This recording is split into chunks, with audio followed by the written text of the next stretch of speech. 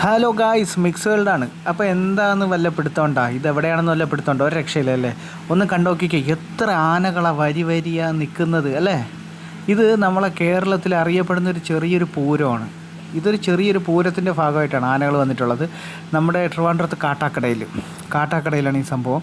നമ്മൾ തൃശ്ശൂർ പൂരം പോലെയൊക്കെ ഒരു കുഞ്ഞു പൂരം, അത്രയും വലുതല്ലെങ്കിലും എന്താ പറയുക, കൊമ്പും കുഴലും വെടിക്കെട്ടും എല്ലാം ഒത്തുചേർന്ന് വരുന്നൊരു ചെറിയ പൂരം. അതിലുപരി ഇത്രയും ആനകൾ അല്ലേ.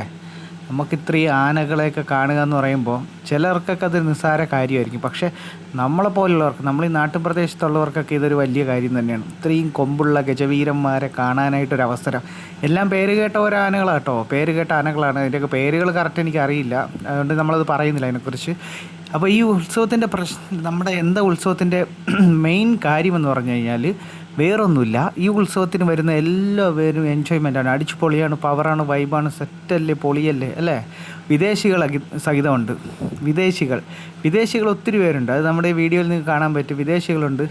അപ്പോൾ പിന്നെ അതുപോലെ എന്താ പറയുക, ഇവിടത്തെ സംബന്ധിച്ച് ശ്രീധർമ്മശാസ്താ ക്ഷേത്രമാണ് കേട്ടോ.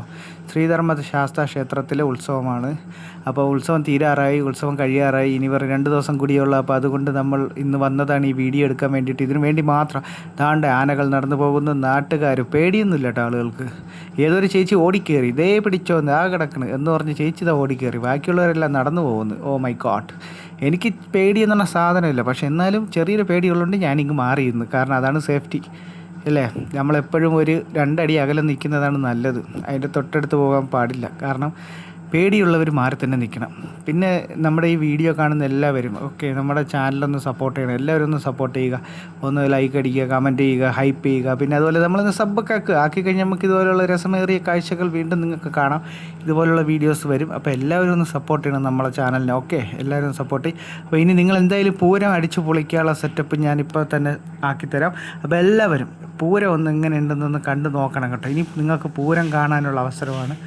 എങ്ങനെയാണ്, എന്താണ്, വല്ല രസമുണ്ടോ ഈ വീഡിയോ കണ്ടിട്ട് എന്ന് നിങ്ങൾ ചിന്തിക്കുന്നുണ്ടെങ്കിൽ, ചിന്തിക്കുന്ന എല്ലാവരും സ്കിപ്പ് ചെയ്യാണ്ട് കാണുക. ഒരു കാര്യം പറയാൻ മറന്നുപോയി കേട്ടോ. അപ്പോൾ എന്തായാലും നമ്മുടെ ഈ ചാനലിൽ വീഡിയോ കാണുന്ന എല്ലാവരും, നമ്മുടെ കൂട്ടുകാരും എല്ലാവരും ഒന്ന് സപ്പോർട്ട് ചെയ്യണം കേട്ടോ. പിന്നെ വേറൊരു കാര്യം കൂടി പറയട്ടെ. ഇത് കണ്ടോ നിങ്ങൾ, ഈ ആന പോകുന്നുണ്ട്, ഇത് ക്ഷേത്രത്തിലോട്ട് കയറുകയാണ് ആന. ഇവിടെ ജാതി മത ഒന്നുമില്ല, ആർക്കും വരാം. നമ്മുടെ ഇവിടെ വന്ന് ഈ വീഡിയോസ് കാണാം.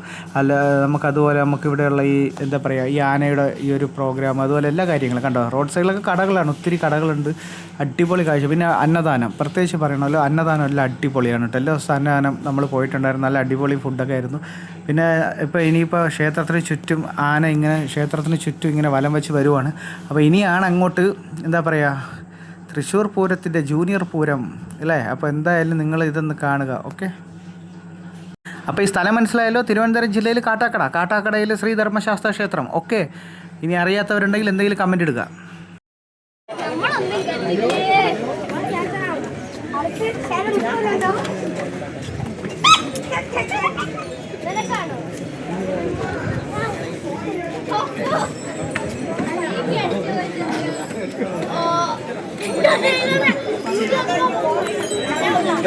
സോറി.